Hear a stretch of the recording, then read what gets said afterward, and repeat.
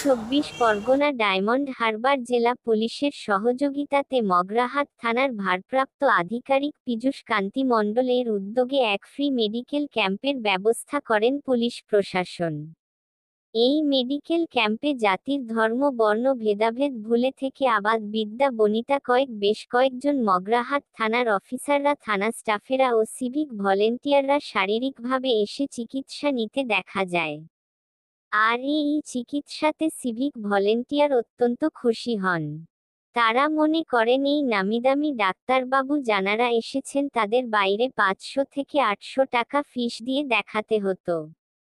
অথচ আজকের মানবিক ওসি পীযূষ বাবুর সহযোগিতায় আমরা সেই ডাক্তারদের বিনামূল্যে দেখাতে পারলাম, তাই অত্যন্ত খুশি। আমরা মগরাহাট থানার ওসির কাছে আগামী দিনে এইরকম সুস্বাস্থ্যের ক্যাম্পের আশা করি। উপস্থিত ছিলেন ডায়মন্ড হারবার অতিরিক্ত জেলা police additional SP Mithun Kumar Dey, SDPO Sakib Ahmed, Magrahat থানার সিআই রাজু স্বর্ণকার, মগরাহাট থানার ওসি পীযূষ কান্তি মণ্ডল ছাড়াও মগরাহাট থানার অফিসারগণ। মগরাহাট থেকে হারান মণ্ডল।